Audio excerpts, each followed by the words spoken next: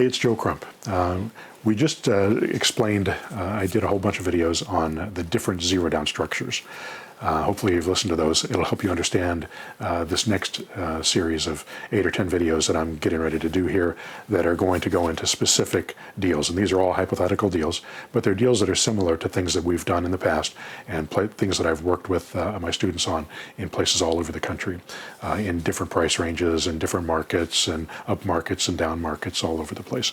So I'm going to give you the information that we get from the seller, or the things that we ask the seller about, and then we're going to talk about different ways we might structure that deal that'll solve their problem and be profitable for us. So this first deal, the asking price on this property is $125,000. The value of the property is $135,000. So there's not much equity here.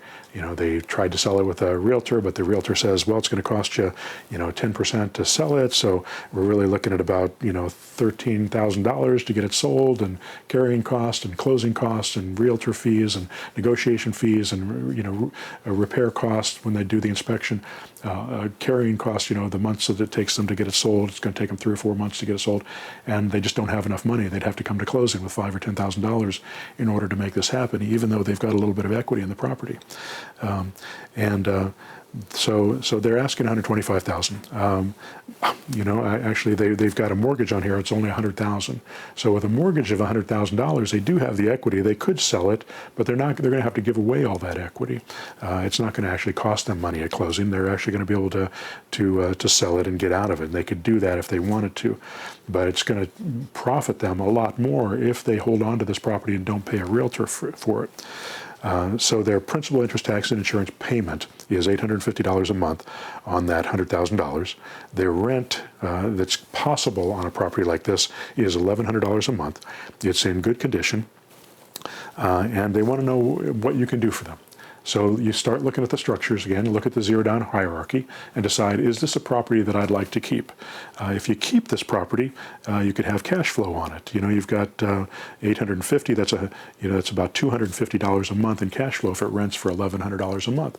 That wouldn't be bad. If you had to pay a property manager, then that's reduced by another $100. But still, it's positive cash flow, and you could build this value over time. And if you got it for $100,000. That might not be so bad, because you're walking into $35,000 worth of equity right off the get-go. So you made $35,000. You're going to turn around and sell it for maybe $145,000 on a lease option. They pay you, the buyer pays you $5,000 for the down payment. They'll still owe you $140,000. You only have a $100,000 mortgage on it. If they exercise the option, you make another $40,000. If they don't, you sell it to somebody else and get another lease option fee. Also, while they're holding it, you're going to be making money on that monthly payment. It's a beautiful way to own property, and it can serve you for the long term. You just need to make sure that you put aside some of that $5,000 as a reserve for when the property goes vacant, because a lot of people don't exercise their option. It's less than 30% of the people who will exercise their option on this. So that's something you can do. Now, a lot of people, when they're just getting started with investing, they don't think that they want to be able to spend all the money that they're getting on their deals. So what you could do instead is do a lease option. You could do the for rent method on this, and you could just have them sign a lease option memo. You have control of the property now, and you go out and put an advertisement in Craigslist, on Zillow. You put a sign in the yard, put a lockbox on the door. You get people into the property, find somebody who's willing to rent it for $1,100 a month, plus put a down payment on it and buy it on a lease option. You raise the price up to $140,000. You promise them $135,000. Let's say you raise the.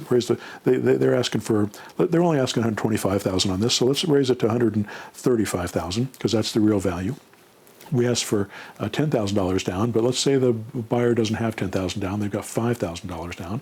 We could take $5,000, then we could take $5,000 as a promissory note that the buyer is going to pay us over the next year or 2 years, to get a couple $100 a month payments from them over the next few years to pay off that promissory note.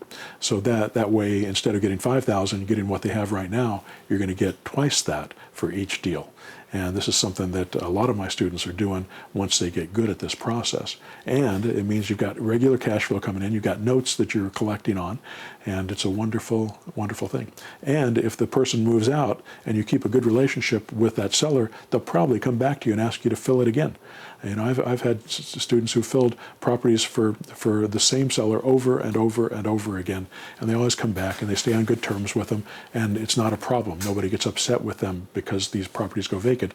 They'd like them to stay solid, but they understand that it's possible that your tenants might stop paying, or you might need to get rid of them and start over with something else, especially if you explain it to them and be honest with them about the likelihood of whether or not they're going to buy that property. Just because people don't buy that property or don't plan on buying that property in the long run doesn't mean that the seller won't work with them, because the seller, it's usually the best option for the seller and the most profitable for the seller, depending on whether they're in a situation of need or they just want to make more money, greed situation.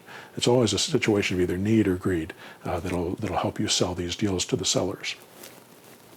So that's the deal. You know, you can either put this one in your portfolio, or you can you know, make a quick chunk of cash on it and some money over the long term. All right, hope that helps.